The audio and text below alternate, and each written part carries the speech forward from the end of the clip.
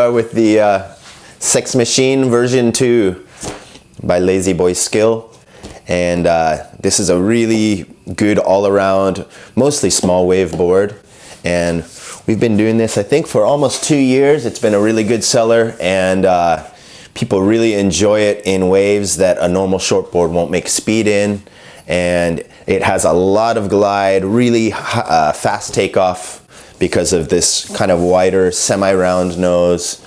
And this one is basically, it's made for about head high and under, although once you get used to it you can go a little bit overhead, and if it's more high tide conditions or a little bit flatter, you can ride it in even bigger surf because you have a lot of open face to deal with.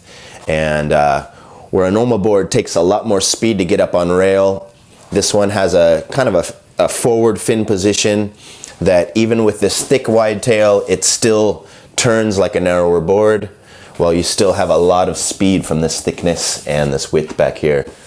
And so what we've kept from the original Sex Machine is we still have the same outline, and we've got this original template from the first Magic Sex Machine. And so we've kept this outline, this curve and everything, this tail shape has been really, really good. We have a similar rocker and the deck concave here, which we've always kept in the Sex Machine. Something that I really believe in is this front foot area is all concave, kind of like a skateboard deck. And this is actually a step deck concave. So we have a kind of a high point releasing right here, basically just in front of where your front foot would be.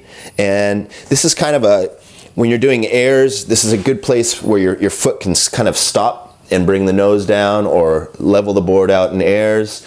And it also, just in turns, it will keep your foot kind of locked in a perfect position. And besides airs, when you have these edges raised up here, you have your foot more cupped up in here. You have a lot more pressure and a lot more leverage that you can put in rail to rail.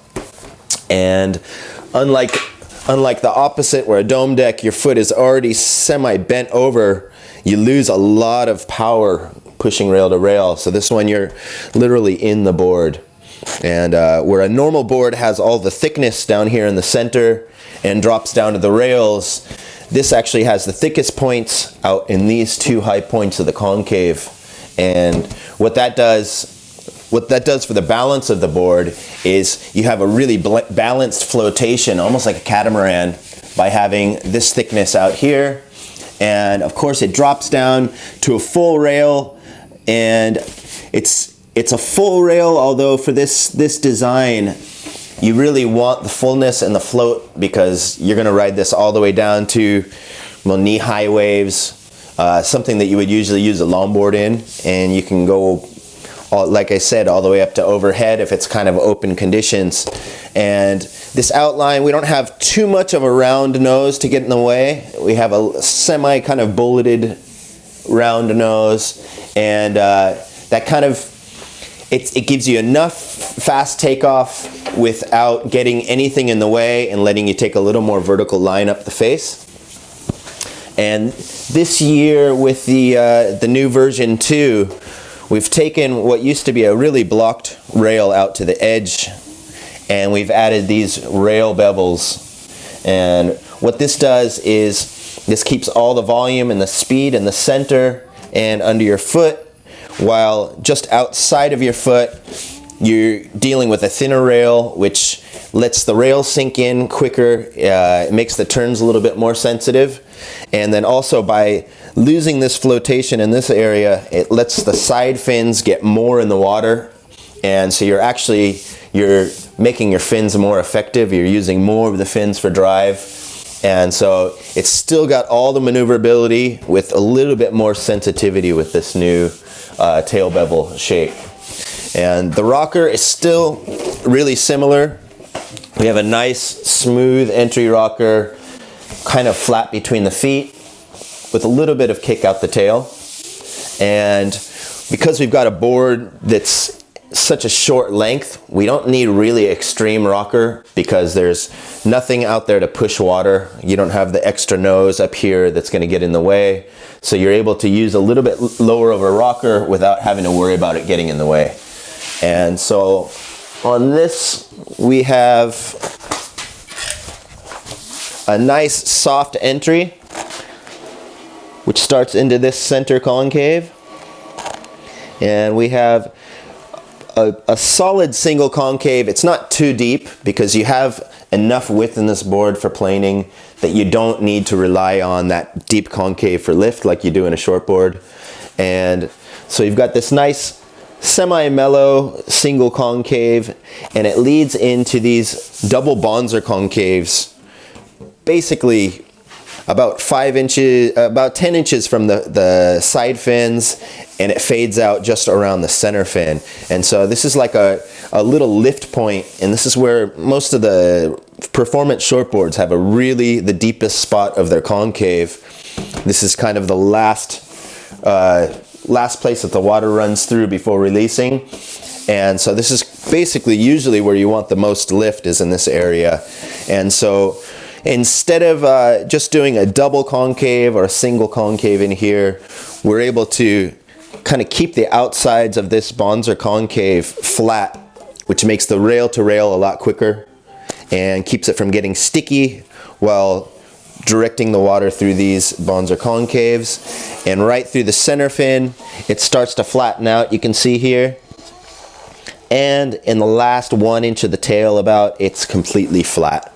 And so you got this nice drive feeding from your front foot to your back foot through the fins, but you have nothing making the board sticky or fighting turns from the center fin back, which is really important, especially when you're in smaller waves at lower speeds.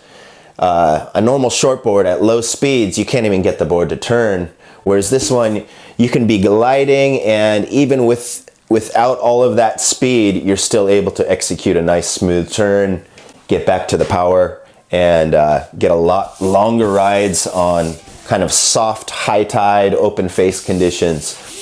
And besides all of those features, we've got this really interesting double diamond Necco tail, which we have a wing here. We have this really straight curve, which anytime you have a straight line as opposed to a curve, the water releases more fast. And so it's a much higher speed template. And here, just around the back of the center fin, we've got this diamond break here. So we've got the width kind of dropping down into this kind of narrower tail block. And at the edge of these diamonds, you can see we've got a round tail set in the center of it.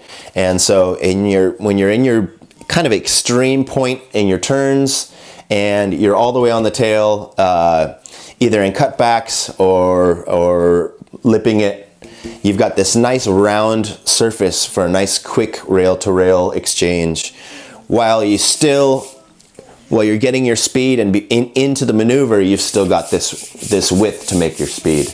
And so it's a nice combination of being able to use more width when your weight is forward on the board, and then you've got a narrower surface to deal with in that last point in maneuvers and in the steepest points in the wave.